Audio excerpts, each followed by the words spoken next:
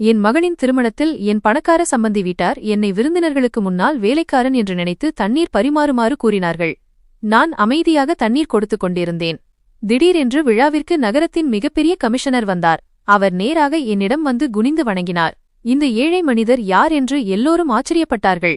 அப்போது கமிஷனர் மைக்கில் அப்படி ஒரு விஷயத்தைச் சொன்னார். அது அனைவரையும் மெய்சிலிர்க்க வைத்தது. என் பெயர் சரத். எனக்கு ஒரே ஒரு மகள் மற்றும் என் மனைவி மிகவும் நோய்வாய்ப்பட்டிருந்தாள். மகள் பெரியவளானதும் அவளை ஒரு பணக்கார வீட்டில் திருமணம் செய்து கொடுக்க வேண்டும் என்பது அவளுடைய ஒரே ஆசையாக இருந்தது. இந்த ஆசை அவளுக்கு வெறித்தனமாக அதிகரித்தது. மகள் பணக்காரர்களிடமே திருமணம் செய்து கொள்ள வேண்டும் என்று அவள் சொல்வாள். இது என்ன முறை என்று நான் கூறுவேன். நம்மை போன்றவர்களிடமே அவளை திருமணம் செய்து கொடுப்போம். அப்போதுதான் அவர்கள் நம் மகளை தாழ்வாக நினைக்க மாட்டார்கள். ஆனால் என் மனைவி சொல்வாள், நான் வாழ்ந்த விதம் எனக்குத்தான் தெரியும். எனக்கு சிறிய கனவுகள் இருந்தன, ஆனால் ஒன்று கூட நிறைவேறவில்லை. சிறிய விஷயங்களுக்காக நான் ஏங்கினேன். நாங்கள் உண்மையில் மிகவும் ஏழையாக இருந்தோம். என் வருமானமும் அதிகமாக இல்லை. சுவர்களில் ஈரம் படிந்த ஒரு சிறிய வாடகை வீடு அது. குளிர்காலத்தில் குளிர் எலும்புகளில் ஊடுருவும், வெயிலில் கூரை நெருப்பை கொட்டுவது போல் உணர வைக்கும். மாத இறுதியில் ரேஷனை எண்ணும்போது கைகள் நடுங்கும். சில சமயம் மருந்து முதலில் தீர்ந்துவிடும், சில சமயம் பணம். நான் கடினமாக உழைத்தேன். கூலி வேலையும் செய்தேன். கடையில் வேலை செய்தேன். ஆனால் எங்கள் நிலைமை ஒருபோதும் சீராகவில்லை. என் மனைவியின் நோய் அவளை உள்ளூர உடைத்து எரிந்தது. உடல் பலவீனமானது மற்றும் மனம் எப்போதும் ஏதோ ஒரு பயத்தில் சிக்கியிருந்தது. அவள் இரவுகளில் விழித்திருந்து மகளை பார்த்து கொண்டே இருப்பாள். தான் எதுவும் செய்யாமல் உலகத்தை விட்டுச் சென்றால் எல்லாம் வீணாகிவிடும் என்று அவள் நினைத்தாள். பணக்காரர்களுக்குத்தான் மரியாதை, பணம்தான் மிக முக்கியம் என்ற எண்ணம் அவள் மனதில் பதிந்துவிட்டது. அவள் தனது தோல்வியுற்ற வாழ்க்கையை மகளின் திருமணத்தின் மூலம் மாற்ற விரும்பினாள். உனக்கு என்ன வேண்டும் என்று சொல், நான் கொண்டு வருகிறேன் என்று அவளிடம் சொன்னேன். இப்போது நிலைமை அவ்வளவு மோசமாக இல்லை என்று கூறினேன். அதற்கு அவள், இப்போது என்ன நல்ல நிலைமை இருக்கிறது? மாதத்திற்கு 60-7000 சம்பாதிப்பது இக்காலத்தில் ஒன்றுமே இல்லை என்றாள். அவள் பேச்சில் விரக்தியும் கோபமும் இருந்தது. அவள் தன்னை தோற்றுப்போனவளாக உணர்ந்தாள். நான் இப்போது சாகப்போகிறேன், எனக்கு வேறு என்ன ஆசை இருக்கிறது என்று அவள் சொல்வாள். இதைக் கேட்டு என் இதயம் கனத்துப் போகும். எனக்கும் அவளுக்காக வருத்தமாகவும் சோகமாகவும் இருந்தது. நோய் அவள் சிந்தனையை மாற்றிவிட்டது என்று எனக்கு தெரியும். பணக்கார வீடு என்பது அவளுக்கு ஒரு கனவு மட்டுமல்ல, ஒரு விடுதலையாக மாறியது. என் மகளை பணக்காரர்களிடத்தில் திருமணம் செய்து கொடுத்துவிட்டுச் செல்வதுதான் என் வாழ்க்கையின் கடைசி ஆசை மற்றும் கடைசி நோக்கம் என்று அவள் கூறுவாள். அவள் ஒரு உயில் போல இதைச் சொல்வாள்.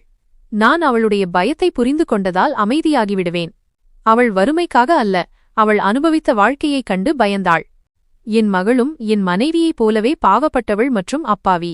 தன் தாய் தன் வெறித்தனத்தில் தன் வாழ்க்கையின் முடிவைப் பற்றி என்ன செய்யப் போகிறாள் என்று அவளுக்கு தெரியாது. அவள் இன்னும் சிறு குழந்தை. அவள் உலகம், புத்தகங்கள், விளையாட்டு மற்றும் பெற்றோருடன் மட்டுமே இருந்தது. அவளுடைய அழகு ஒரு நாள் அவளுக்கு சோதனையாக மாறுமென்று அவள் நினைத்து கூட பார்க்கவில்லை. என் மனைவியை வீட்டை விட்டு வெளியேற வேண்டாம், ஓய்வெடுக்க வேண்டுமென்று டாக்டர் கடுமையாக எச்சரித்திருந்தார். நோயால் அவள் உடல் தளர்ந்து போயிருந்தது. மூச்சு திணறும். முகம் எப்போதும் வெளிறிப்போயிருக்கும். ஆனால் அவள் மனம் வேறொரு திசையில் சென்று கொண்டிருந்தது. அவளுக்கு இப்போது தன் உயிரை விட மகளின் திருமணம் முக்கியமாகிவிட்டது. மருந்து சாப்பிட்ட உடனே உறவு முறைகளைப் பற்றி பேச ஆரம்பித்து விடுவாள். முதலில் உன் உடல்நிலையை பார் என்று நான் அவளுக்கு எடுத்துரைப்பேன். உடல்நிலை சரியென பிறகுதானே நீ மகளுக்கு திருமணம் செய்வாய். அதற்கு அவள், என்னிடம் நேரமில்லை என்பாள். நான் சாவதற்கு முன் என் கண்முன்னே என் மகளின் திருமணத்தை நடத்த விரும்புகிறேன். அவள் என் மகளுக்கு வரன் தேடிக் கொண்டிருந்தாள். அதற்காக அவளை வீடு வீடாகச் சென்றாள். நோய் இருந்தபோதிலும் பலவீனமான கால்களுடன் ஒரு மகளின் தாயாக மக்களின் கதவுகளை தட்டினாள். அவர்களிடம் பேசுவாள். நல்ல வரன் இருந்தால் சொல்லுங்கள் என்பாள். அவள் கண்களில் ஒரு விசித்திரமான பிடிவாதம் இருந்தது. மனிதனை குருடாக்கும் பிடிவாதம் அது. வரன் பார்க்கும் ஒரு தோழி அவளுக்கு இருந்தாள். ஆனால் அவள் மிகவும் பிஸியாக இருந்ததால் அவளுக்கு நேரம் கிடைக்கவில்லை. என் மனைவி அவள் வீட்டிற்கு சென்று அவளிடம் மீண்டும் மீண்டும் கேட்பாள். அவள் சில சமயங்களில் வெறுங்கையோடு திரும்புவாள், சில சமயங்களில் சிறிய நம்பிக்கையுடன் திரும்புவாள். ஆனால் ஒவ்வொரு முறையும் நம்பிக்கை சோர்வடைந்து இறந்து போனது. ஒருநாள் நான் வீட்டிற்கு வந்தபோது அவள் எதிரே அமர்ந்திருந்தாள். அவளுக்கு எதிரே அந்த வரன் பார்க்கும் பெண்ணும் அமர்ந்திருந்தாள். நான் அமைதியாக ஒரு ஓரத்தில் நின்றேன். நான் அவர்கள் பேசியதை கேட்டேன். நம் சமூகம் எவ்வளவு மோசமாகிவிட்டது என்பதை நான் உணர்ந்தேன். மக்கள் பெண்ணை மட்டும் கொண்டு செல்வதில்லை என்று அந்த பெண் சொல்லிக் கொண்டிருந்தாள். மக்கள் பொருட்களையும் எடுத்து செல்கிறார்கள், பொருட்களுடன் பெண்ணையும் அழைத்து செல்கிறார்கள். ஏனென்றால் யாரும் காரணமில்லாமல் உங்கள் வீட்டிற்கு வந்து உங்களிடம் பொருட்களை கேட்க மாட்டார்கள். பெண்ணுடன் சீர்வரிசை கொடுக்கவில்லை என்று சொல்வார்கள். நீங்கள் பொருட்களுடன் பெண்ணை கொடுக்கிறீர்கள். ஏதோ ஒரு உண்மையை சொல்வது போல் அந்த பெண் இதை சொல்லிக் கொண்டிருந்தாள். இதெல்லாம் சகஜம் என்பது போல இருந்தது. இப்போது நீங்கள் என்ன கொடுக்க முடியும் என்று அவள் கேட்டாள். பெரிய இடத்தில் சம்பந்தம் வைத்தால், பெரிய கார், பெரிய வரதட்சணை என என்னென்னவோ கொடுக்க வேண்டியிருக்கும். அவ்வளவு பெரிய பணக்காரர்களுக்கு உங்கள் மகளிடம் என்ன ஆர்வம் இருக்கும்? இதையெல்லாம் கேட்டு நான் அதிர்ந்து போனேன். என் மனதில் ஒரு பயம் குடிகொண்டது. உண்மையில் இப்படி நடந்தால், பெண் குழந்தைகள் பிறந்தால் மக்கள் ஏன் இவ்வளவு வருத்தப்படுகிறார்கள் என்று யோசித்தேன். ஏன் இவ்வளவு சோகமாகிறார்கள்? ஏனென்றால் இந்த சமூகத்தில் அவர்களுக்கு பாதுகாப்பை கொடுக்க முடியாது, நல்ல படிப்பை கொடுக்க முடியாது, நல்ல முறையில் திருமணம் செய்து கொடுக்க முடியாது என்பது அவர்களுக்கு தெரியும். இதுபோன்ற பேராசை பிடித்தவர்களிடம் திருமணம் செய்து கொடுத்தால், திருமணத்திற்குப் பிறகு அவள் மகிழ்ச்சியாக இருப்பாளா இல்லையா என்பதற்கு அவர்களின் வாழ்க்கைக்கு உத்தரவாதம் அளிக்க முடியாது. என் மனைவி அமைதியாக எல்லாவற்றையும் கேட்டுக்கொண்டிருந்தாள். பின்னர் அவள் என் மகள் திருஷ்டியை வெளியே அழைத்தாள். அவள் குரலில் ஒரு விசித்திரமான நடுக்கம் இருந்தது. திருஷ்டி வெளியே வந்தாள். சாதாரண உடையில், விரித்த கூந்தலுடன், கண்களில் அப்பாவித்தனத்துடன். அந்த பெண்ணின் பார்வை அவள் மீது பட்டதும் அவள் ஆச்சரியப்பட்டாள். அவள் கண்களை விரித்து, எவ்வளவு அழகான பெண் என்று உடனே சொன்னாள். நான் எத்தனையோ பெண்களுக்கு வரன் பார்த்திருக்கிறேன். இவ்வளவு அழகான பெண்ணை நான் பார்த்ததே இல்லை. அந்த பெண் பேசிக்கொண்டே போனாள். அட, இவளை என் மகனுக்கே எனக்கு கொடுத்துவிடு என்று சொல்லத் தொடங்கினாள். என் மனைவியின் முகத்தில் ஒரு கணம் மகிழ்ச்சியலை வீசியது. எங்களிடம் கொடுப்பதற்கு அதிக வரதட்சணை இல்லை என்று அவள் உடனடியாக சொன்னாள். ஆனால் எங்கள் மகள் மிகவும் அழகானவள். அந்த பெண் சிரித்துக்கொண்டே விஷயம் சரிதான் என்றாள். சரி, உன் மகளுக்கு ஏதாவது வரன் பார்க்கிறேன் என்றாள். ஆனால் அவள் தொனியில் அக்கறை குறைவாகவும் சுயநலம் அதிகமாகவும் இருந்தது. என் மனைவி பணக்காரர்கள் வேண்டும் என்று மீண்டும் மீண்டும் சொல்லிக் கொண்டிருந்தாள். அவள் அந்த வார்த்தையை மீண்டும் மீண்டும் சொன்னாள். ஆனால் அப்படி எதுவும் நடக்காது என்று நான் உறுதியாக நம்பினேன். பின்னர் என் மனைவி என்னை உள்ளுக்குள் உலுக்கிய ஒரு விஷயத்தைச் சொன்னாள். பெண்ணின் பெயரில் ஒரு நிலம் இருப்பதாகவும் அதை வரதட்சணையாக கொடுப்பதாகவும் பொய் சொல்லிவிட்டு பிறகு அந்த நிலம் ஆக்கிரமிப்பு செய்யப்பட்டுவிட்டது என்று சொல்லிவிடுவோம் என்றாள். அந்த பெண் உடனே ஆம், இந்த ஏற்பாட்டை செய்யலாம் என்று சாதாரணமாகச் சொன்னாள். இப்போது நான் குறுக்கே வந்தேன். என்னால் இனி அமைதியாக இருக்க முடியவில்லை. என்ன பேசுகிறாய் என்று கேட்டேன். இப்படி நிலத்தின் பெயரில் பெண்ணை கொண்டு செல்வார்கள். பிறகு நிலமில்லை என்று தெரிந்தால் நம் மகளை என்ன செய்வார்கள்? என் குரல் நடுங்கியது. என் இதயம் வேகமாக துடித்தது. என் மனைவி என்னை பார்த்தாள். அவள் கண்களில் ஒரு விசித்திரமான ஒளி இருந்தது. மாமியார் வீட்டுக்குப் போய் என் மகள் கர்ப்பமாகி அவர்களுக்கு ஒரு ஆண் குழந்தையை பெற்றுக் கொடுத்தால் யாரும் எதுவும் சொல்ல மாட்டார்கள் என்றாள். இதை கேட்டு நான் முற்றிலும் அமைதியாகிவிட்டேன். என் வாய் அடைத்துப் போனது. என் கைகள் குளிர்ந்து போயின. என் மனைவிக்கு என்ன ஆயிற்று என்று நான் மிகவும் ஆச்சரியப்பட்டேன். நான் அறிந்த பெண் இவளில்லை. இது நோய் அல்ல, இது பயம், இது வறுமையின் தாக்குதல். அது அவள் சிந்தனையை மாற்றிவிட்டது. அந்த பெண் சென்றதும் என் மனைவியுடன் எனக்கு சண்டை ஏற்பட்டது. அவள் உடல்நிலை சரியில்லை என்று எனக்கு தெரியும். நான் அவளுடன் சண்டையிட விரும்பவில்லை. நான் வறுமையில் இருந்தபோதும், என் நிலைமை மோசமாக இருந்தபோதும் சூழ்நிலையின் கோபத்தை அவள் மீது வெளிப்படுத்தினேன் என்பதும் உண்மைதான். அதனால்தான் அந்த அப்பாவி இன்று இப்படி ஆகிவிட்டாள். ஆனால் அவளுக்கு உடல்நிலை சரியில்லை என்று தெரிந்ததிலிருந்து நான் கவனமாக இருந்தேன். நான் அவளிடம் இதுபோன்ற விஷயங்களை பேசுவதில்லை என்று முடிவெடுத்திருந்தேன். ஆனால் நீ இப்படி எதுவும் செய்யக்கூடாது என்று நான் அவளிடம் சொன்னேன். பொய்யைச் சொல்லி மகளை அனுப்ப மாட்டோம். ஆனால் நாங்களும் அப்படித்தான் செய்வோம் என்றாள். பணக்காரனுடன் இருப்பாள். எப்படியும் காதல் கிடைக்காது. கணவன் மனைவியை நேசிப்பதில்லை. வெளியில் அவமானப்பட்டு வந்தால் வீட்டில் திட்டுவதற்கு யாராவது இருக்க வேண்டும். தன் கோபத்தை தணிக்க வேண்டும் அல்லது தன் தேவைகளை நிறைவேற்றிக் கொள்ள வேண்டும் என்பதற்காகவே அவளை வீட்டில் வைத்திருக்கிறான். குறைந்தபட்சம் வயிறு நிறைந்திருக்கும், உடலில் நல்ல உடை இருக்கும். அவள் அழுது கொண்டே கண்ணீரை துடைத்தாள். அவள் விரல்களில் இருந்த தங்க மோதிரங்களை பார்த்தாள். பிறகு என்னிடம் மகிழ்ச்சி இல்லை, கணவனின் அன்பு இல்லை, குறைந்தபட்சம் பணமாவது இருக்கிறது என்று நினைத்து கண்ணீரை துடைத்துக் கொண்டாள். நான் அதிர்ந்து போனேன். என்ன பேசுகிறாய் என்று கேட்டேன். நீயும் இதைத்தானே எனக்கு செய்தாய் என்றாள். என்னிடம் கணவனின் அன்புமில்லை, பணமுமில்லை, மகிழ்ச்சியுமில்லை, இப்போது ஆரோக்கியமுமில்லை. என் மகளுக்கு அப்படி நடக்க நான் விடமாட்டேன். இதற்கு நான் அமைதியாகிவிட்டேன். நான் என்ன சொல்ல முடியும்? என் மகளும் என்னிடம் நீங்கள் ஏன் என் பெயரைச் சொல்லி சண்டையிடுகிறீர்கள் என்று கேட்க ஆரம்பித்தாள். என்ன விஷயம்?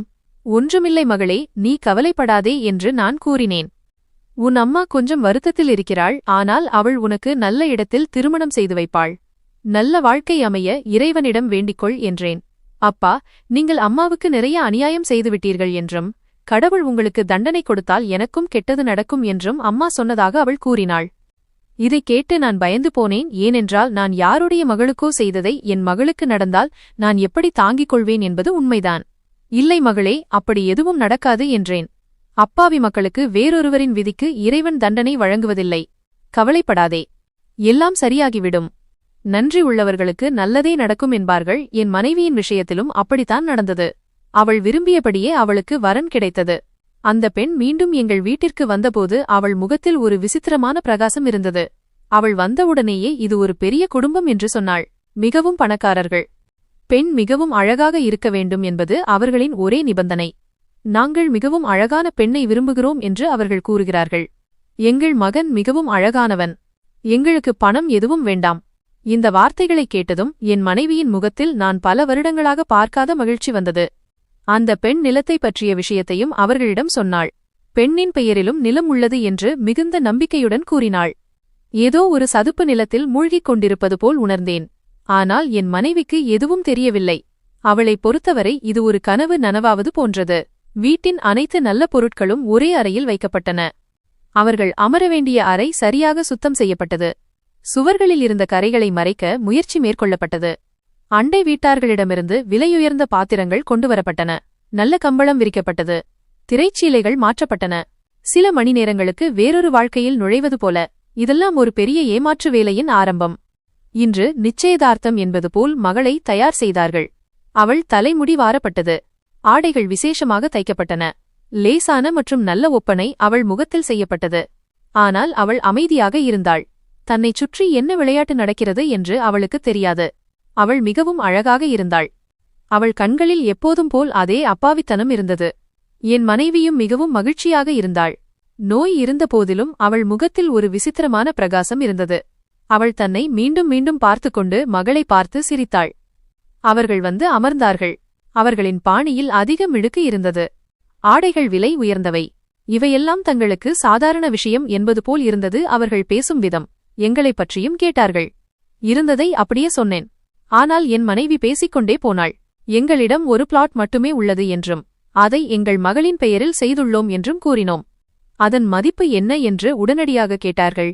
என் மனைவி அந்த பிளாட் எந்த பகுதியில் இருப்பதாக சொன்னாலோ அதை என்னிடம் கேட்டிருக்க வேண்டும். அந்த பகுதியில் பிளாட் இருந்தால் அதன் விலை குறைந்தது 1 கோடி இருக்கும் என்றார்கள். என் இதயம் வேகமாக துடிக்க ஆரம்பித்தது. எல்லாம் முடிந்துவிடும் என்று நினைத்தேன். ஆனால் என் மனைவி ஒரு கணம் கூட வீணடிக்காமல் ஆம் அப்படியே என்றாள். அவள் குரலில் நடுக்கமோ பயமோ இல்லை. அந்த பொய்யை அவளே உண்மை என்று நம்பியது போல் இருந்தது. அவர்கள் எங்கள் வீட்டிற்கு வந்து அமர்ந்திருந்தார்கள். என் மகளை பார்க்க வந்தார்கள். என் மனைவி பொய் மேல் பொய் சொல்லிக் கொண்டிருந்தாள். இப்படி எதுவும் இல்லை என்று நான் அனைவரின் முன்னிலையிலும் சொல்ல முடியவில்லை. இவள் பொய் சொல்கிறாள் என்று சொல்ல முடியவில்லை. நான் முற்றிலும் அமைதியாக அமர்ந்திருந்தேன். என் கைகள் வியர்வையில் நனைந்திருந்தன. இதெல்லாம் ஒரு நாள் பெரிய நாடகமாகிவிடும் என்று நினைத்துக் கொண்டிருந்தேன். ஆனால் அப்போது என் பேச்சை கேட்க யாரும் தயாராக இல்லை. என் மகள் வெளியே வந்ததும் அவளை பார்த்து வியந்தார்கள். விலையுயர்ந்த பொருளை பார்த்தால் வரும் பளபளப்பு அவர்கள் கண்களில் இருந்தது. பிளாட் இல்லாவிட்டாலும் வைரத்தை நழுவவிட மாட்டோம் என்றார்கள். பெண் மிகவும் அழகாக இருக்கிறாள். இந்த வார்த்தைகளை கேட்டதும் என் மனைவியின் முகத்தில் வெற்றியின் புன்னகை பூத்தது. தன் வாழ்க்கைப் போரில் வெற்றி பெற்றவள் போல உணர்ந்தேன். என் மகளை பார்க்க பையனின் சகோதரியும் அத்தையும் மட்டுமே வந்திருந்தார்கள். பெற்றோர்கள் வரவில்லை. அவர்கள் மிகப்பெரிய பணக்காரர்கள் என்றார்கள். அவர்களுக்கு அதிக நேரம் இருப்பதில்லை. ஆனால் திருமணத்தை எங்களை நடத்தச் சொல்லியிருக்கிறார்கள். அவர்களுக்கு எங்கள் மீது நம்பிக்கை உள்ளது. இதை கேட்டதும் என் மனைவிக்கு நிம்மதி பெருமூச்சு வந்தது. எல்லாம் சரியாக நடப்பது போல் அவளுக்கு தோன்றியது. பின்னர் என் மகளை பிடித்துப் போய் வரும்போது அவள் கையில் 500 ரூபாய் வைத்தார்கள். என் மகள் பயந்து போய் என்னை பார்த்தாள். நான் அமைதியாக தலையை குனிந்து கொண்டேன். சில நாட்களுக்குப் பிறகு அந்த பணத்தில் என் மனைவி பையனுக்கு நல்ல ஜோடி ஆடையை வாங்கினாள். விலையுயர்ந்த இனிப்புகள் வாங்கினாள். அவள் எல்லாவற்றையும் மிகுந்த ஆர்வத்துடன் செய்து கொண்டிருந்தாள். பல வருடங்களாக அவளுக்குள் இருந்த நிறைவேறாத ஆசை அனைத்தும் விழித்துக் கொண்டது போல. நாங்களும் அவர்கள் வீட்டை பார்க்கச் சென்றோம். அந்த பகுதிக்குள் நுழைந்ததும் என் வறுமையை அதிகம் உணர்ந்தேன். பெரிய சாலைகள், பெரிய வாயில்கள், உயரமான சுவர்கள். அவர்கள் உண்மையில் மிகவும் பணக்காரர்கள். அதில் எந்த பொய்யும் இல்லை. கார்கள் இருந்தன, பங்களா இருந்தது. அனைத்து வகையான பொருட்களும் இருந்தன. ஒவ்வொரு அறையிலும் ஏசி இருந்தது. தரைகள் பளபளத்தன. சுவர்களில் விலையுயர்ந்த பொருட்கள் அலங்கரிக்கப்பட்டிருந்தன. என் மனைவி எல்லாவற்றையும் கவனமாக பார்த்துக் கொண்டிருந்தாள். அவள் கண்களில் ஒரு விசித்திரமான அமைதி இருந்தது. அவள் வேறொரு உலகில் இருப்பதாக உணர்ந்தாள். பையனும் மிகவும் அழகாக இருந்தான். வயதில் சற்று பெரியவன் போல் தெரிந்தான். அவன் முடியில் லேசான வெண்மை இருந்தது. முகத்தில் நம்பிக்கை இருந்தது. பேசும் விதம் முதிர்ச்சியாக இருந்தது. என் மனைவி உடனே சின்ன பையன்களுக்கு திருமணம் செய்து வைத்தால் அவர்களிடம் ஒன்றும் இருக்காது என்றாள். ஒரு நபர் வெற்றி பெற 30 முதல் 35 வரை ஆண்டுகள் ஆகும் என்பது வெளிப்படையானது. பையன் பெரியவனாக இருந்தால் என்ன ஆகிவிட்டது? வயது முதிர்ந்த ஆணை திருமணம் செய்வதால் ஒன்றும் ஆகாது. தனக்கும் நமக்கும் புரிய வைப்பது போல் இதையெல்லாம் சொல்லிக் கொண்டிருந்தாள். ஆனால் எனக்குள் ஏதோ ஒன்று உறுத்தியது. ஆனால் அந்த நேரத்தில் அந்த வார்த்தைகள் அனைத்தும் பயனற்றதாக தோன்றின. எங்களுக்கும் அவர்களை பிடித்திருந்தது. அவர்களின் செல்வம், அவர்களின் வாழ்க்கை முறை, அவர்களின் ஆளுமை அனைத்தும் ஒரு கனவு போல இருந்தது. என் மனைவிக்கு இந்த கனவு நனவாகிவிட்டது. அவள் முகத்தில் திருப்தி தெரிந்தது. அவள் கண்களில் நான் இதுவரை பார்த்திராத அமைதி இருந்தது. இறுதியாக திருமணம் நிச்சயிக்கப்பட்டது. எல்லாம் பேசப்பட்டது. தேதியும் முடிவு செய்யப்பட்டது. நான் அமைதியாக எல்லாவற்றையும் பார்த்துக் கொண்டிருந்தேன். என் மனதில் எங்கோ ஒரு சுமை குடிகொண்டது. ஆனால் அந்த நேரத்தில் அந்த சுமையின் சத்தத்தை யாரும் கேட்கவில்லை. பையனின் பெயர் கௌரவ். நான் திரும்பியதும் என் மனதில் ஒரு விசித்திரமான அமைதியின்மை இருந்தது. வழி முழுவதும் அமைதியாகவே இருந்தேன். என் கண்முன் அந்த பெரிய வீடு, அந்த கார்கள், அந்த ஏசி அறைகள் சுற்றிக்கொண்டே இருந்தன. ஆனால் மனதுக்கு நிம்மதி கிடைக்கவில்லை.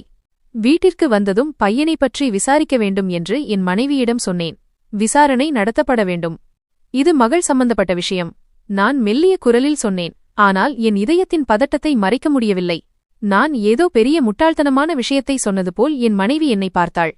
பைத்தியம் பிடித்துவிட்டதா என்று உடனே கேட்டாள். இவ்வளவு பெரிய பணக்காரரை பற்றி ஏன் விசாரிக்க வேண்டும்? நேரத்தை ஏன் வீணடிக்கிறாய்? அவள் குரலில் எரிச்சல் இருந்தது. அவளுடைய கனவுக்கு நான் தடையாக இருப்பதாக அவள் உணர்ந்தாள். அவள் பேசிக்கொண்டே போனாள். வாங்கப்போகும் பொருளைப் பற்றி தெரிந்து கொள்ள தொழிற்சாலைக்குப் போய் என்ன செய்வது என்பது போலத்தான் இதுவும் என்றாள். உறவு உறுதியாகிவிட்டது. இப்போது பின்வாங்குவதில் என்ன அர்த்தம்? அவள் வார்த்தைகளில் நம்பிக்கையும் பிடிவாதமும் இருந்தது. இந்த முடிவில் ஏதேனும் ஆபத்து இருக்கும் என்று அவள் நம்பத் தயாராக இல்லை. நான் அவளுக்கு புரிய வைக்க மிகவும் முயற்சித்தேன். உறவுதான் உறுதியாகியுள்ளது என்று சொன்னேன். திருமணம் இன்னும் முடியவில்லை. மகள் சம்பந்தப்பட்ட விஷயம். நாமும் நம் தரப்பிலிருந்து கொஞ்சம் விசாரிக்க வேண்டும். மனதிற்கு ஆறுதல் வேண்டும். ஓரளவாவது தெரிந்து கொள்ள வேண்டும். அக்கம்பக்கத்தினரிடம் பேசுவது ஒன்றும் பாவமில்லை.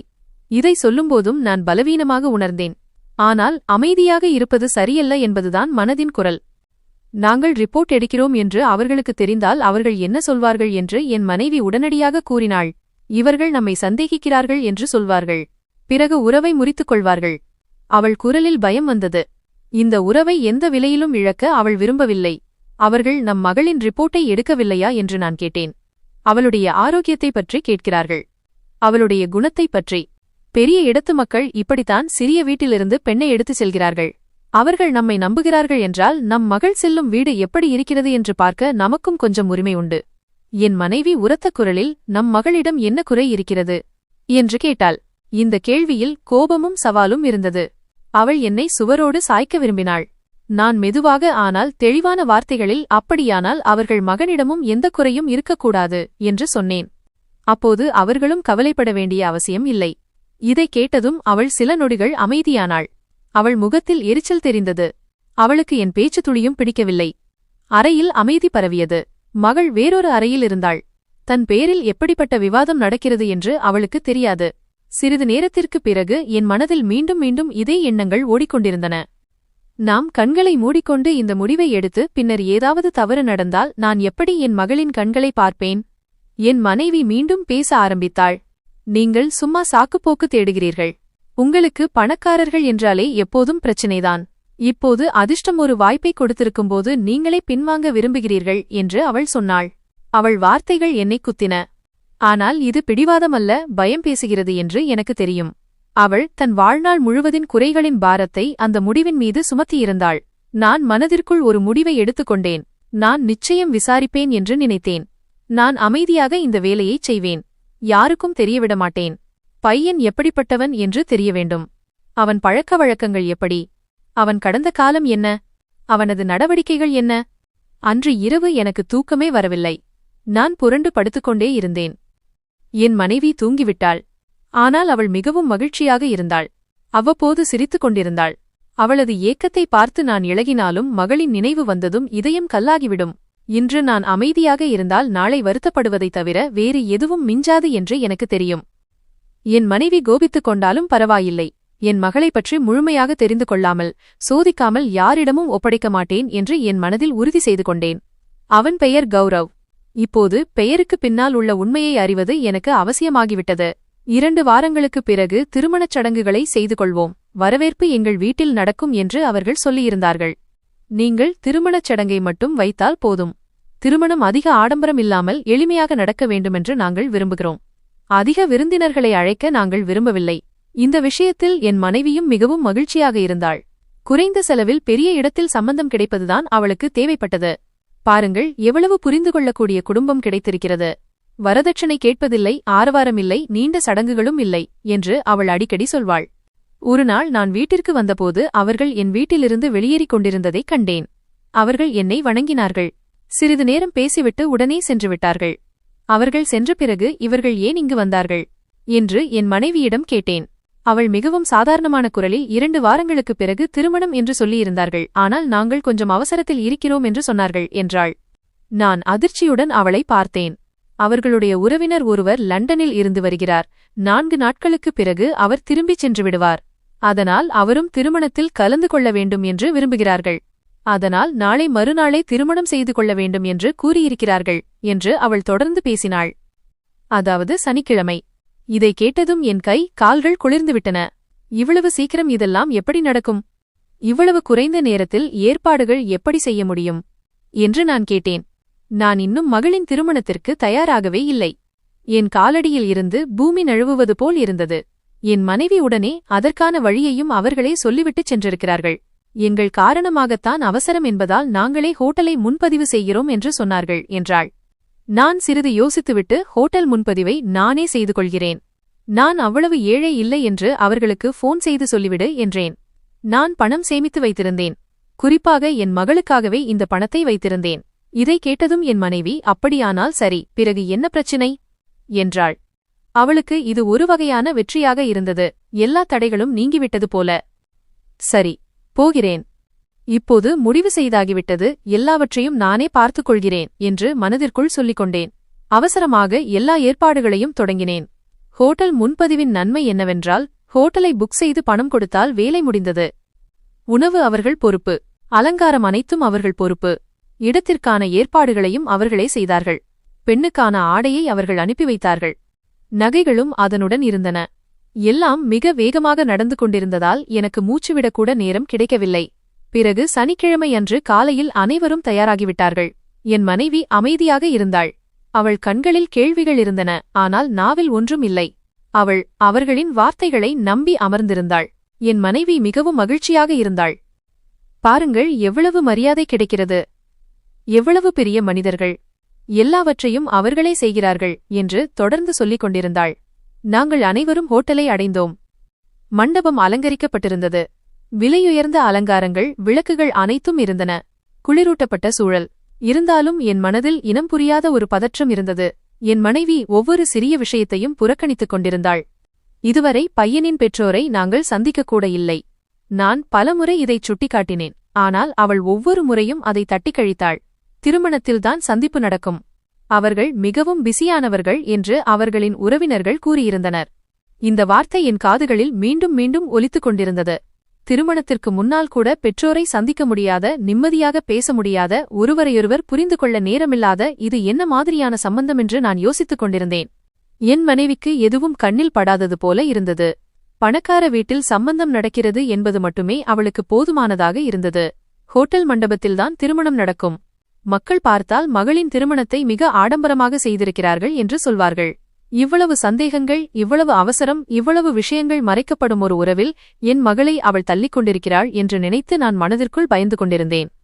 என் மகள் உலகின் சூழ்ச்சிகளை அறியாதவள், எல்லாம் சரியாக நடக்கிறது என்று நினைத்துக் கொண்டிருந்தாள்.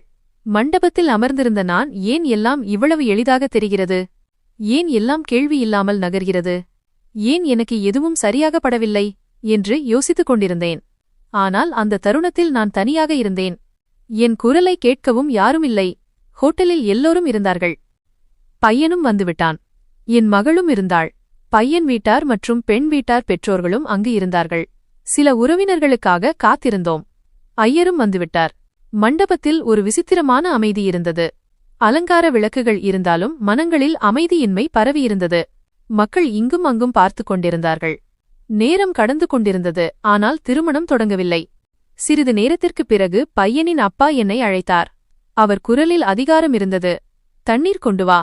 எங்கே போனார்கள் என்றார். நான் ஒரு கணம் திகைத்துப் போனேன். அவர் என்னை அழைக்கிறார் என்பது எனக்கு புரியவில்லை. ஹோட்டலில் இருந்த சில பணியாளர்கள் கருப்பு கோட் அணிந்திருந்தனர் என்பதை பிறகு உணர்ந்தேன். தற்செயலாக நானும் இன்று அதே போன்ற கோட் அணிந்திருந்தேன். ஒருவேளை அவர் என்னையும் பணியாளர் என்று நினைத்திருக்கலாம். ஆனால் நான் எனக்காக எந்த விளக்கமும் கொடுக்க விரும்பவில்லை. அமைதியாக எழுந்தேன். 2 டம்ளர் தண்ணீர் எடுத்தேன். மெதுவாக அவர்களை நோக்கிச் சென்றேன். என் கால்கள் கனத்தன. நெஞ்சில் ஒரு இனம் புரியாத பயம் குடிகொண்டது. என் கௌரவத்தை தரையில் வைத்துவிட்டு நடப்பது போல் இருந்தது. நான் டம்ளரை அவர் முன் வைத்தேன். அவர் டம்ளரை பார்த்தார். பிறகு என் முகத்தை பார்த்தார். அவர் கண்களில் வெறுப்பு நிரம்பியிருந்தது. இது என்ன மாதிரியான டம்ளர்? இதில் நாற்றமடிக்கிறது. இங்கிருந்து தொலைந்து போ என்று கோபமாக கத்தினார். அவர் என்னை எவ்வளவு வேகமாக தள்ளினார் என்றால் நான் நிலைகுலைந்து பின்னால் விழுந்தேன். என் கண்களுக்கு முன் இருள் சூழ்ந்தது. நான் பேசவில்லை என்றாலும் பயம் என்னை பற்றிக் கொண்டது. நான் தலையை தூக்கி பார்த்தேன். என் கண் முன் தெரிந்த காட்சி என்னை திடுக்கிட வைத்தது. அங்கிருந்த ஒவ்வொருவரையும் ஆச்சரியப்படுத்தியது. என்னை பிடித்தவர் வேறு யாருமல்ல, இந்த நகரத்தின் தற்போதைய புதிய கமிஷனர். அதே கமிஷனர் இவரை பற்றித்தான் நகரம் முழுவதும் பேசிக் கொண்டிருந்தது. அவர் மிகவும் இளமையானவர் என்றும் போட்டித் தேர்வில் தேர்ச்சி பெற்று வந்தவர் என்றும் கூறப்பட்டது. அவருடைய ஒரு பார்வையால் பெரிய பெரிய மனிதர்கள் கூட அடங்கிப் போவார்கள். யாருடைய பேச்சையும் கேட்காத அதே கண்டிப்பான கமிஷனர். அவர் பணிக்கு வந்து 6 மாதங்களே ஆகியிருந்தன. அதற்குள் முழு நகரத்தையும் சரி செய்திருந்தார். நான் விழுவதற்கு முன்பே அவர் என்னை உறுதியாக பிடித்துக் கொண்டார். நான் அவர் முகத்தை பார்த்ததும் என் முகத்தில் திடீரென புன்னகை பூத்தது. மண்டபத்தில் முழுமையான அமைதி நிலவியது. எல்லோரும் எழுந்து நின்றார்கள். ஒவ்வொருவரின் கண்களிலும் ஆச்சரியம் பரவியிருந்தது. யாருக்கும் எதுவும் பேச தைரியம் வரவில்லை. பையனின் அப்பாவும் அதிர்ச்சியில் நின்றிருந்தார். அவர் முகம் சிவந்திருந்தது. கமிஷனர் எனக்கு துணையாக நின்று மெதுவாக என்னை நாற்காலியில் அமர வைத்தார். என் காலில் தண்ணீர் கொட்டியிருந்தது. அவர் உடனே தன் பையிலிருந்து கைக்குட்டையை எடுத்து குனிந்து என் காலில் கொட்டிய தண்ணீரை துடைக்க ஆரம்பித்தார். இந்த காட்சி நம்ப முடியாததாக இருந்தது. முழு மண்டபமும் மூச்சடைத்து இதை பார்த்து கொண்டிருந்தது. மக்களின் முகங்கள் வெளிறிப்போயின.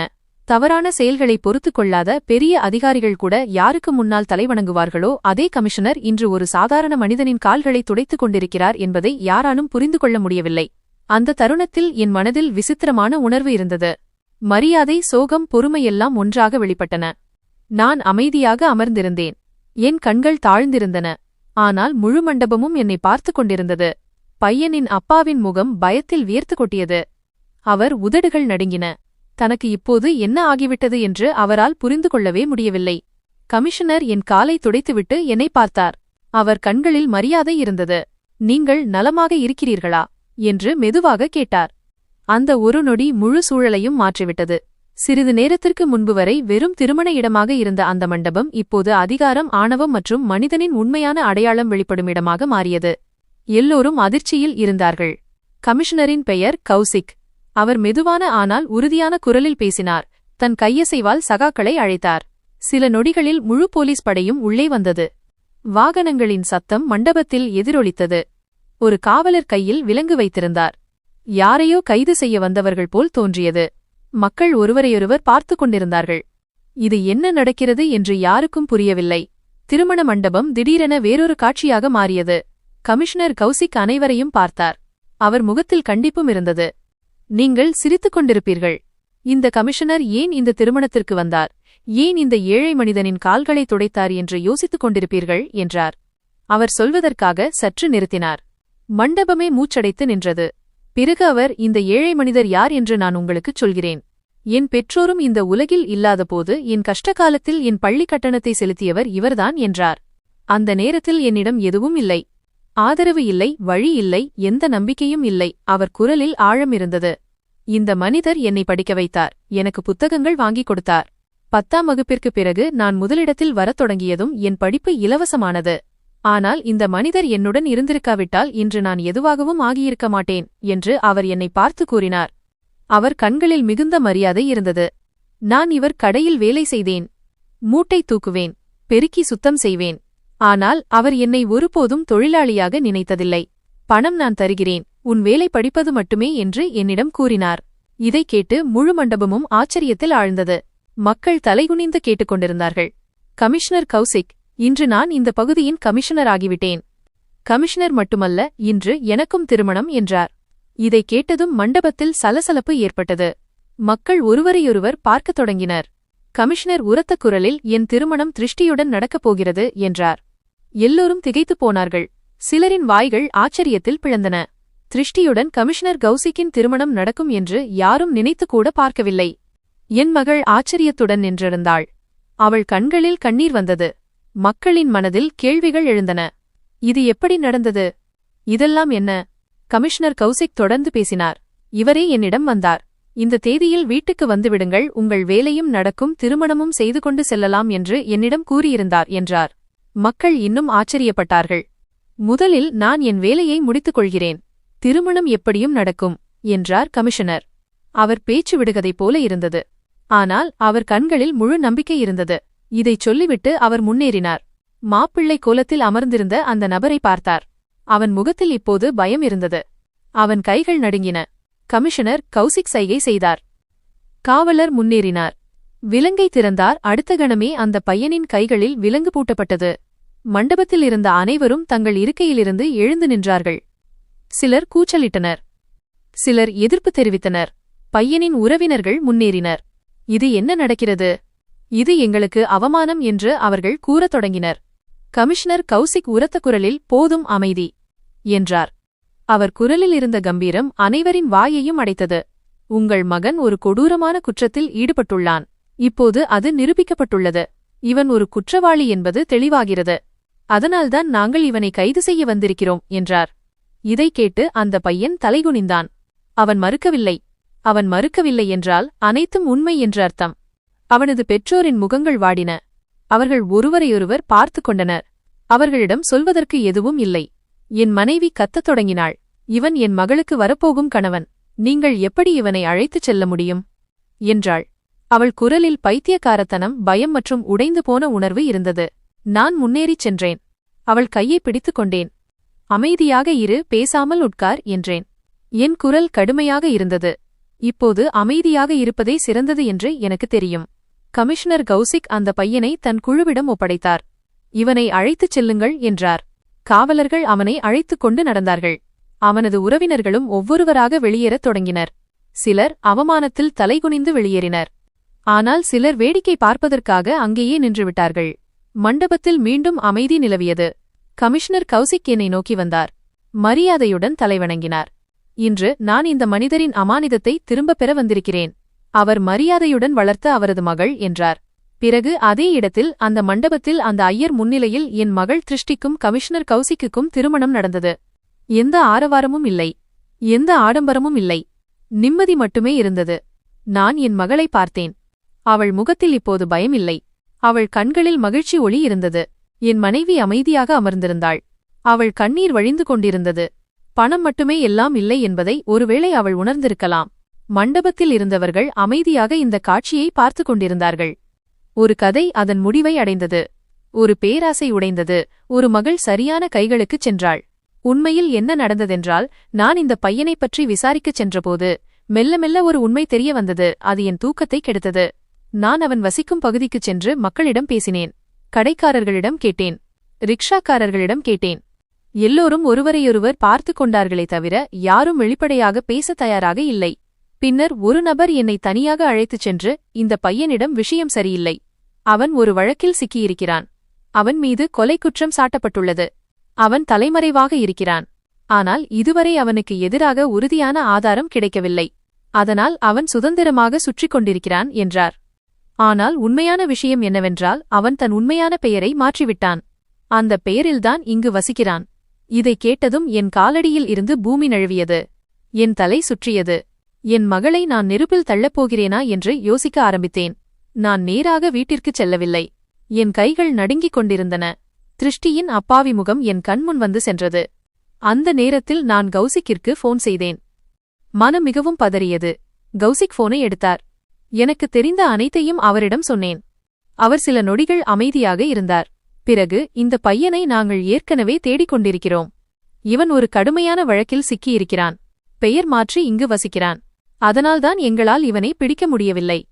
எங்களுக்கு சந்தேகம் இருந்தது, ஆனால் ஆதாரம் கிடைக்கவில்லை என்றார். இப்போது என்ன செய்வது என்று நான் கேட்டேன். ஒரே ஒரு வழிதான் உள்ளது என்றார் கௌசிக். நீங்கள் திருமண நாடகத்தை நடத்துங்கள். அப்போதுதான் அவனை பிடிக்க முடியும். இல்லையென்றால் அவன் மீண்டும் இங்கிருந்து தப்பி ஓடிவிடுவான். ஏற்கனவே அவன் தப்பித்துவிட்டான். இப்படி ஒரு வாய்ப்பு எங்களுக்கு மீண்டும் கிடைக்காது என்றார். இதை கேட்டு என் இதயம் நின்றுவிடும் போல் இருந்தது. இதை எப்படி நான் அனுமதிப்பது? ஒரு குற்றவாளிக்கு அருகில் என் மகளை எப்படி கொண்டு செல்ல முடியும் என்று கேட்டேன். கௌசிக் எனக்கு ஆறுதல் கூறினார். நீங்கள் கவலைப்பட வேண்டாம். நாங்கள் முழு கண்காணிப்பில் அனைத்தையும் செய்வோம். உங்கள் மகளுக்கு ஒரு கணம் கூட ஆபத்து வராது என்றார். அப்போது என் பயம் விலகியது. திருமணத்தன்று நீங்கள் அவனை பிடித்துச் சென்றுவிட்டால் என் மகளுக்கு அவப்பெயர் உண்டாகுமே. மக்கள் என்ன சொல்வார்கள்? வாழ்நாள் முழுவதும் அவளை நோக்கி விரல் நீட்டுவார்களே என்று நான் கேட்டேன். அந்த பேச்சிற்கு கௌசி கொடுத்த பதில் என் கண்களில் கண்ணீரை வரவழைத்தது. இல்லை, நான் அப்படி நடக்கவிடமாட்டேன். நான் அவனை அவள் அருகில் கூட வரவிடமாட்டேன். நானே திருஷ்டியை திருமணம் செய்து கொள்வேன் என்றார். அவர் குரலில் நம்பிக்கை இருந்தது, உண்மை இருந்தது. நிஜமாகவே எல்லாவற்றையும் செய்வாயா என்று மட்டும் நான் கேட்டேன். இது என் கடமை மட்டுமல்ல, என் உரிமையும் கூட என்றார். என் இதயத்திலிருந்து ஒரு பெரிய பாரம் இறங்கியது. நான் மனதிற்குள் இறைவனுக்கு நன்றி சொன்னேன். இனி நடப்பது அனைத்தும் உண்மையின் துணையோடு நடக்குமென்று நினைத்துக் கொண்டேன். நான் என் மனைவியிடம் முழு உண்மையையும் சொல்லவில்லை. அதை கேட்டால் அவள் உடைந்து போவாள் என்று எனக்கு தெரியும். நீ விரும்பியது போலவே நடந்திருக்கிறது. பணக்காரன் மட்டுமல்ல, ஒரு நல்ல மனிதனும் நம் மகளுக்கு கிடைத்திருக்கிறான் என்று மட்டும் சொன்னேன். திருஷ்டியை பார், அவளுக்கு திருமணமாகிவிட்டது. அவள் எவ்வளவு மகிழ்ச்சியாக இருக்கிறாள் என்றேன். திருமணத்திற்குப் பிறகு என் மகளின் முகத்தில் நிம்மதியைக் கண்டபோது என் கண்களிலிருந்து கண்ணீர் வழிந்தது. அந்த கண்ணீர் துயரத்தின் கண்ணீர் அல்ல. அங்கு நன்றி உணர்வு இருந்தது. என் மனைவியும் திருஷ்டியை பார்த்தாள். அவள் கண்களிலும் மகிழ்ச்சி கண்ணீர் வழிந்தது. அவள் என் அருகில் வந்தாள். அவள் என் கையை பிடித்துக் கொண்டாள். என்னிடம் மிகப்பெரிய தவறு நடந்துவிட்டது என்று அவள் மெதுவாகச் சொன்னாள். என்னை மன்னித்து விடுங்கள் என்று கேட்டாள். நான் அவள் தலையில் கை வைத்தேன். இப்போது எல்லாம் சரியாகிவிட்டது என்று நான் சொன்னேன். உனது நோக்கம் தவறாக இருக்கவில்லை. நீ பயந்து போயிருந்தாய், அவ்வளவுதான். அந்த நாளுக்குப் பிறகு என் மனைவியின் உடல்நிலையில் நல்ல முன்னேற்றம் ஏற்படத் தொடங்கியது. முன்பு டாக்டர்கள் அவளுக்கு அதிக நேரமில்லை என்று கூறியிருந்தனர். அவளது உயிர் ஆபத்தில் இருப்பதாக சொன்னார்கள். ஆனால் நாட்கள் செல்லச் செல்ல அதே மருத்துவர் இப்போது அவளது நிலைமை மேம்பட்டு வருவதாக கூறினார். அவள் முகத்தில் பொலிவு திரும்பிக் கொண்டிருந்தது. அவளது வாழ்க்கை மீண்டும் அவளுக்கு திரும்பிக் கொண்டிருந்தது. மகிழ்ச்சி என்பது மனிதனுக்குள் இருக்கும் காயங்களையும் ஆற்றும் வல்லமை கொண்டது என்பதை நான் புரிந்து கொண்டேன். இன்று என் மகள் மகிழ்ச்சியாக இருக்கிறாள், சரியான கைகளில் இருக்கிறாள். அவளது அருமையை அறிந்த ஒரு மனிதருடன் அவள் இருக்கிறாள். என் மனைவி மகிழ்ச்சியாக இருக்கிறாள். வருடங்களுக்குப் பிறகு அவள் முகத்தில் அந்த நிம்மதியை நான் கண்டேன். அவள் இப்போது கடந்த காலத்தின் பயத்திலிருந்து விடுபட்டு மிகுந்த மகிழ்ச்சியில் இருக்கிறாள்.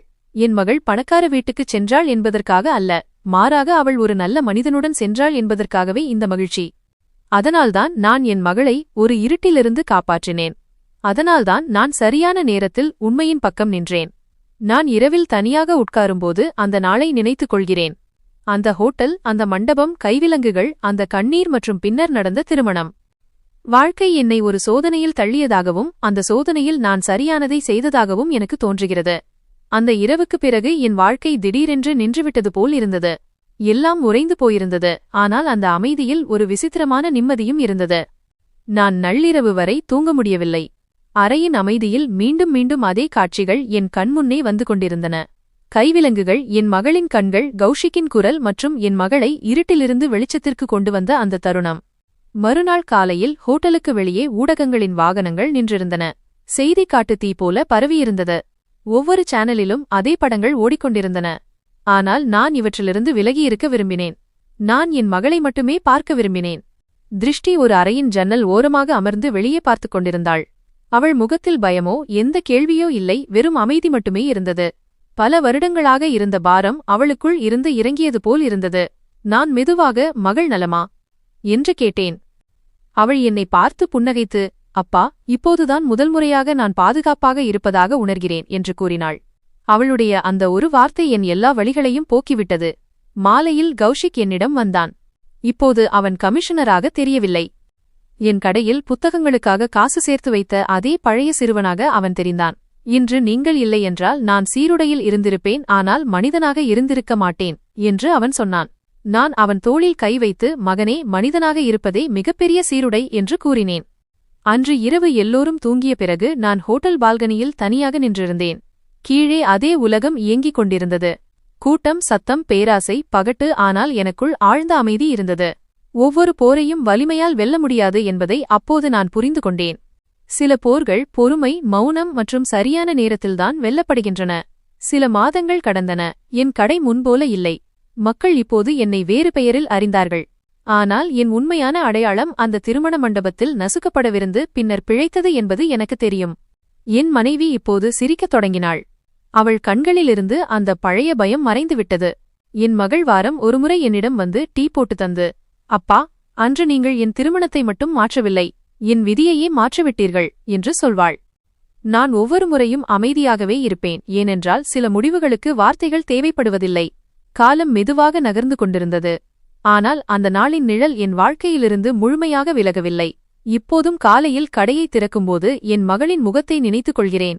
இப்போது அவள் புகுந்த வீட்டில் இருந்தாள். ஆனால் ஒவ்வொரு மாலையும் அவளது குரல் தொலைபேசியில் வந்துவிடும். அவள் எங்களுக்கு ஃபோன் செய்வாள். இன்று நான் இதை சமைத்தேனப்பா, இன்று நான் மகிழ்ச்சியாக இருக்கிறேன் என்று சொல்வாள். அவளது ஒவ்வொரு வார்த்தையிலும் என் உழைப்பின் பலனை நான் கேட்டேன். கௌஷிக் கூட அவ்வப்போது என்னிடம் வருவான். எந்த ஆரவாரமும் இல்லாமல், எந்த அதிகார தோரணையும் இல்லாமல் ஒரு மகனைப் போல கடையில் அமர்ந்து டீ குடித்துவிட்டு பழைய நாட்களை நினைவுபடுத்துவான். அன்று நீங்கள் என்னை திட்டி விரட்டியிருந்தால் என்ன ஆகியிருக்கும் என்று அவன் கேட்பான். நீங்கள் என்னை ஒரு கூலித் தொழிலாளியாக நினைத்து நிராகரித்திருந்தால் இன்று அதிகாரத்தை தவறாக பயன்படுத்தும் பையன்களில் நானும் ஒருவனாக இருந்திருப்பேன் என்று சொல்வான். அவன் பேச்சைக் கேட்டு நான், மகனே, நான் விசேஷமாக ஒன்றும் செய்யவில்லை. நான் உன்னை ஒரு மனிதனாக நினைத்தேன், அவ்வளவுதான் என்று சொல்வேன். ஒருநாள் என் மனைவி என்னிடம், இப்போது எனக்கு பயமில்லை என்று கூறினாள். அவள் கண்களில் நான் முதல் முறையாக நிம்மதியைக் கண்டேன். அந்த நிம்மதி மருந்துகளால் வருவதல்ல, நம்பிக்கையால் வருவது. மனம் லேசானால் உடலும் ஒத்துழைக்கத் தொடங்கும் என்பதை நான் புரிந்து கொண்டேன். சில சமயங்களில் தெருவிலுள்ள பெண்கள் என் கடைக்கு வந்து உட்காருவார்கள். படிப்பு பற்றி கேட்பார்கள். தங்கள் கனவுகளைப் பற்றி பேசுவார்கள். அப்போது என் மகள் தனியாக இல்லை என்று எனக்கு தோன்றும். ஒரு மகளிடம் தொடங்கிய என் கதை இப்போது பல மகள்களை சென்றடைகிறது. ஒரு மாலை நான் கடையை மூடிக்கொண்டிருந்தேன். அப்போது ஒரு நபர் என்னிடம் வந்தார்.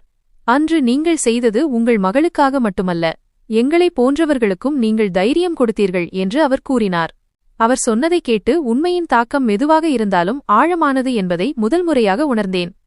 இரவு வீட்டிற்கு திரும்பியதும் வானத்தை பார்த்து மனதிற்குள் இறைவனுக்கு நன்றி சொன்னேன்.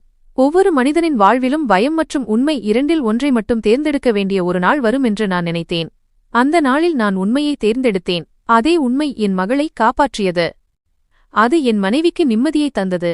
நான் ஒரு கடைக்காரன் மட்டுமல்ல, சரியான நேரத்தில் சரியான முடிவை எடுத்த ஒரு தகப்பன் என்ற உணர்வை எனக்கு தந்தது.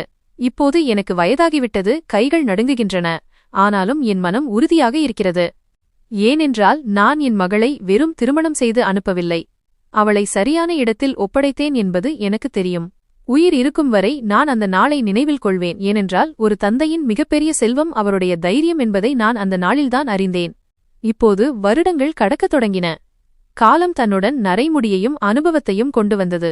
என் தலைமுடி அனைத்தும் வெள்ளையாகிவிட்டது. கண் பார்வை கொஞ்சம் குறைந்துவிட்டது. ஆனால் என் மனம் முன்பை விட தெளிவாகிவிட்டது. என் கடை முன்பு போல் ஓடுவதில்லை, ஆனால் ஓடுவது மரியாதை மட்டுமே. மக்கள் பொருட்கள் வாங்குவதற்கு முன் நலம் விசாரிப்பார்கள். என் மகளின் பெயரை சொல்வார்கள். ஒவ்வொரு முறையும் நான் தலை வணங்கி இறைவனுக்கு நன்றி சொல்வேன். திருஷ்டி இப்போது தாயாகப் போகிறாள். இந்த செய்தி எனக்கு கிடைத்தபோது என்னால் சிறிது நேரம் பேச முடியவில்லை. என் கைகள் நடுங்கின. என் கண்களில் கண்ணீர் வந்தது. வாழ்க்கை என்னை மீண்டும் தேர்ந்தெடுத்தது போல் உணர்ந்தேன். பார்த்தாயா, அன்று நீ எடுத்த முடிவின் பலன் இப்போது உன் மடிக்கு வரும் என்று வாழ்க்கை சொல்வது போல் இருந்தது.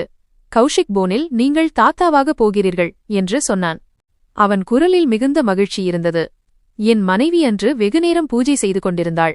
அன்று உண்மை வெளிவராமல் இருந்திருந்தால் இன்று நம் மகள் என்ன நிலையில் இருந்திருப்பாள் என்று தெரியவில்லை என்று அவள் அடிக்கடி சொல்வாள். நான் அமைதியாக உட்கார்ந்திருந்தேன். ஏனென்றால் சில இருந்திருந்தால் மற்றும் ஆனால் கள் மனிதனை உடைத்துவிடும். நடக்க வேண்டியது சரியான நேரத்தில் நடந்துவிட்டது என்று மட்டுமே எனக்கு தெரியும். என் பேத்தி என் மடியில் வந்தபோது என் மகளின் குழந்தைப் பருவம் நினைவுக்கு வந்தது. அதே அப்பாவி கண்கள், அதே சிறிய விரல்கள். நான் அவளை மார்போடு அணைத்துக் கொண்டு முதல் முறையாக மனதார அழுதேன். இந்த கண்ணீர் பயத்தினால் வந்ததல்ல. இது நிம்மதியின் கண்ணீர். என் வாழ்க்கையின் வட்டம் முழுமையடைந்தது போல் உணர்ந்தேன். கௌஷிக் அன்று என்னிடம், நீங்கள் விரும்பினால் இந்த கடையை மூடிவிடுங்கள் என்று சொன்னான். இப்போது நீங்கள் ஓய்வெடுக்க வேண்டும் என்றான். நான் சிரித்துக்கொண்டே மறுத்துவிட்டேன். மகனே, இந்த கடை திறந்திருக்கும் வரை என் அடையாளம் உயிரோடு இருக்கிறது. இங்குதான் உன்னுடையதும் என்னுடையதுமான கதை தொடங்கியது என்று கூறினேன். இப்போது தெருப்பிள்ளைகள் இங்கே அமர்ந்து படிக்கிறார்கள். யாரோ போலீஸாக வேண்டுமென்று கனவு காண்கிறார்கள், யாரோ டீச்சராக, யாரோ டாக்டராக. நான் அவர்களை பார்த்து பெரிய ஆளாகுங்கள், ஆனால் நல்ல மனிதராக இருங்கள் என்று மட்டுமே சொல்கிறேன். ஏனென்றால் உலகத்திற்கு மிகவும் தேவை நல்ல மனிதர்கள்தான். இரவில் நான் படுக்கையில் படுக்கும்போது கண்களை மூடிக்கொள்கிறேன். இப்போது எனக்கு யாரிடமும் எந்த புகாரும் இல்லை. காலத்திடமோ சூழ்நிலையிடமோ புகார் இல்லை. ஏனென்றால் ஒரு தந்தையாக நான் என் கடமையைச் செய்துவிட்டேன். மனிதன் தன் கடமையைச் செய்துவிட்டால் வாழ்க்கை அவனை வெறுங்கையோடு திருப்பி அனுப்பாது. யாராவது என்னிடம் அன்று உங்களுக்கு மிகவும் பயமாக இருந்த விஷயம் என்ன என்று கேட்டால், என் மகளின் கண்களை நேருக்கு நேர் பார்க்க முடியாமல் போய்விடுமோ என்றுதான் பயந்தேன் என்று சொல்வேன். இன்று என் மகள் என்னை பார்த்து சிரிக்கும்போது நான் அந்த பயத்தை ஜெயித்துவிட்டதாக உணர்கிறேன். இந்த கதையின் பாடம் என்னவென்றால், மனிதனின் உண்மையான அடையாளம் அவனது பணம், பதவி அல்லது வலிமையால் அல்ல, அவனது கர்மவினைகள் மற்றும் மனிதநேயத்தால்தான் அமைகிறது. சமூகத்தில் மக்கள் பெரும்பாலும் பகட்டு மற்றும் அந்தஸ்தின் பின்னால் ஓடுகிறார்கள். ஒரு மனிதனின் உண்மையான குணம் என்ன என்பதை மறந்துவிடுகிறார்கள். இந்த கதையில் ஒரு தந்தை சமூகத்தின் பயம் மற்றும் அவமானத்தை பற்றி கவலைப்படாமல் உண்மையின் பக்கம் நின்றார். தன் மகளை தவறான மனிதனின் கைகளில் சிக்குவதிலிருந்து காப்பாற்றினார். பெற்றோரின் மிகப்பெரிய கடமை திருமணம் செய்து வைப்பது மட்டுமல்ல, தங்கள் குழந்தை பாதுகாப்பாகவும் மகிழ்ச்சியாகவும் இருக்கிறதா என்பதை உறுதி செய்வதும் தான் என்பதை இக்கதை உணர்த்துகிறது. சரியான நேரத்தில் சரியான முடிவை எடுக்காவிட்டால் வாழ்நாள் முழுவதும் வருந்த நேரிடும். இந்த தந்தை மிகுந்த தைரியத்தை காட்டினார், ஏனென்றால் அவர் தனது மரியாதையை சமூகத்தின் கைகளில் ஒப்படைக்காமல் தன் மகளின் வாழ்க்கையை எல்லாவற்றிற்கும் மேலாக வைத்தார். உண்மை மற்றும் நன்மை ஒருபோதும் வீண் போகாது என்பதையும் இக்கதை கூறுகிறது. சுயநலமின்றி யாருக்காவது உதவி செய்யும் மனிதனுக்கு அந்த உதவி ஒரு நாள் நிச்சயமாக திரும்பி வரும். அவர் எப்போதோ பாடம் சொல்லிக் கொடுத்த அந்தச் சிறுவன் பிற்காலத்தில் அவர் மகளுக்கு துணையாக மாறினான். நல்ல கர்மங்கள் இருந்தால் அவை தலைமுறைகளுக்கும் பலன் தரும். பயம் மனிதனை பலவீனமாக்குகிறது, ஆனால் உண்மை மற்றும் தைரியம் மனிதனை வலிமையாக்குகிறது. மனிதன் சரியானவற்றுடன் துணை நிற்கும்போது இறைவனும் அவனுக்கு துணை நிற்கிறான். சமூகம் என்ன சொல்லும் என்று நினைத்து தவறுகளை சகித்துக் கொள்வது மிகப்பெரிய தவறு. இறுதியாக நான் சொல்ல விரும்புவது என்னவென்றால், ஒரு தந்தையின் உண்மையான சொத்து அவரது தைரியம், அவரது பெரிய இதயம் மற்றும் அவரது மனிதநேயம்தான். அதுவே அவரது மகளுக்கு மிகப்பெரிய பாதுகாப்பாக அமைகிறது. நண்பர்களே, எங்கள் கதை உங்களுக்கு பிடித்திருக்கும் என்று நம்புகிறேன். கதை பிடித்திருந்தால் வீடியோவை லைக் செய்யுங்கள். சேனலுக்கு புதியவராக இருந்தால் சேனலை சப்ஸ்கிரைப் செய்யுங்கள்.